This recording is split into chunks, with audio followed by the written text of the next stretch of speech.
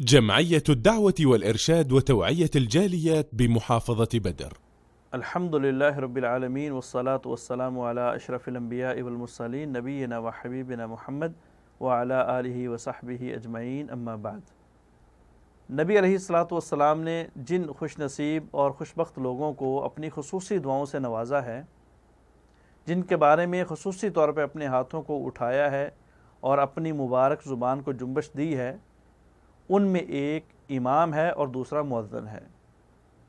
لوگوں کو نماز پڑھانے والا اور لوگوں کو نماز کی طرف بلانے والا، اذان دینے والا مؤذن یعنی بانگا ہے۔ یہ ایسی دو ہستیاں ہیں، یہ ایسے دو لوگ ہیں جن کے بارے میں پیغمبر علیہ الصلاۃ والسلام کے فرمودات نبوی خصوصی طور پہ وارد ہوئے ہیں۔ بہت ساری احادیث ہیں جو بالخصوص مؤذن کی شان بیان کرتی ہیں اور ساتھ ساتھ امام کی شان بھی بیان کرتی ہیں۔ کسی انسان کو مصلی رسول کی امامت مل جانا یہ بہت بڑا فضل ہے، کرم ہے، یہ اس کی بہت بڑی شان ہے، یہ اس کی فضیلت ہے، کیونکہ امامت کا ملنا یہ گویا کہ انبیاء کرام جیسا کام کرنا ہے۔ امامت انبیاء کرام کے مناصب میں سے ہے۔ ہر نبی اپنے دور کا امام رہا ہے، دونوں اعتبار سے، دینی اعتبار سے بھی اور دنیاوی اعتبار سے بھی۔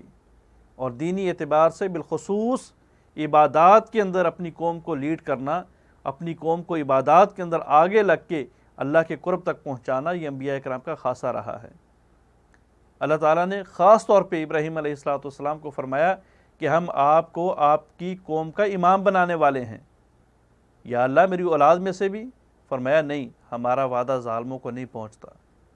ہم ایسے لوگوں کو امام بناتے ہیں جو عادل ہوتے ہیں، جو مامون ہوتے ہیں، جو ضامن ہوتے ہیں، جو اہل علم ہوتے ہیں اور جو اس منصب کی قدر کرنے والے ہوتے ہیں۔ اسی لیے اللہ تعالیٰ نے قرآن مجید کے اندر مومنین کی دعاؤں میں سے ایک خصوصی دعا یہ بھی ذکر کی کہ مومن بندہ ہمیشہ یہ دعا کرتا ہے والذین یقولون ربنا ھب لنا من ازواجنا وذریاتنا قرۃ اعین وجعلنا للمتقین اماما۔ مومن آدمی ہمیشہ یہ دعا کرتا ہے کہ اللہ میری اولاد کو، میرے اہل و عیال کو میری آنکھوں کی ٹھنڈک بنا، میرے لیے سکون بنا اور مجھے متقین کا امام بنا۔ نبی علیہ الصلوۃ والسلام بتاتے خود امام تھے، ساری زندگی آپ نے مصلی پہ کھڑے ہو کے مسلمانوں کو نماز پڑھائی ہے۔ اس سے بڑا شان اور اس سے بڑی فضیلت نہیں ہو سکتی۔ اور اسی طرح نبی علیہ الصلوۃ والسلام نے مؤذن کے بارے میں فرمایا کہ اے اللہ مؤذن کو بخش دے۔ امام کے بارے میں فرمایا کہ اللہ یہ ضامن ہے، بڑی خاص ڈیوٹی ہے، بڑی جو ہے وہ مشکل اور سخت ڈیوٹی ہے، اے اللہ اس کی رہنمائی فرما، اس کو ہدایت عطا فرما، اس کو لوگوں کے لیے ہدایت یافتہ بنا، اور فرمایا کہ اللہ مؤذنین کی بخشش فرما۔ وہ بندہ جو بڑی ہی امانت کے ساتھ 5 وقت لوگوں کو نماز کے لیے بلاتا ہے، سحری کا اعلان کرتا ہے، افطاری کا اعلان کرتا ہے، اللہ بڑی سخت ڈیوٹی ہے، تو نے ان کو اجر بھی دینا ہے، دنیا بھی دینی ہے، دین بھی دینا ہے، اے اللہ میری ان کے بارے میں یہ دعا ہے کہ تو مؤذن کو بخش دے، گناہ معاف کر دے، اس کو اپنی رحمت کی لپیٹ میں لے لے۔ اذان دینا بہت بڑا افضل عمل ہے۔ آقا علیہ الصلوۃ والسلام نے فرمایا کہ جہاں تک مؤذن کی اذان کی آواز جاتی ہے وہاں تک رہنے والی ساری مخلوقات، چاہے وہ جاندار ہیں یا غیر جاندار ہیں، اس کے لیے رحمت کی بخشش کی دعا کرتے ہیں۔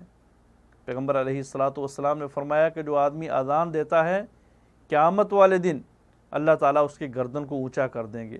کیا مطلب؟ کہ یا تو اس کی گردن کو واقعتاً بڑا کر دیا جائے گا، لوگ پہچان جائیں گے یہ علامت دیکھ کے کہ یہ آدمی دنیا میں اذانیں دیا کرتا تھا، مسجد کا مؤذن ہوا کرتا تھا، یا پھر اللہ رب العالمین اس کے منزلت کو، اس کے درجے کو، اس کے مرتبے کو، اس کے مقام کو بلند کر دیں گے، اور لوگ دور سے پہچان جائیں گے کہ اتنی بلند شان پانے والا یہ مسجد کا امام ہے۔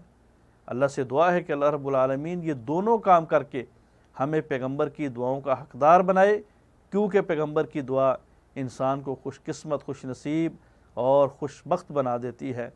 خوش بخت بننے سے اللہ رب العالمین راضی ہو جاتا ہے، دنیا بھی آسان ہو جاتی ہے، آخرت بھی آسان ہو جاتی ہے، سکون ہی سکون، راحت ہی راحت، رحمت ہی رحمت اللہ کی طرف سے نازل ہونا شروع ہو جاتی ہے۔ اللہ عمل کی توفیق عطا فرمائے۔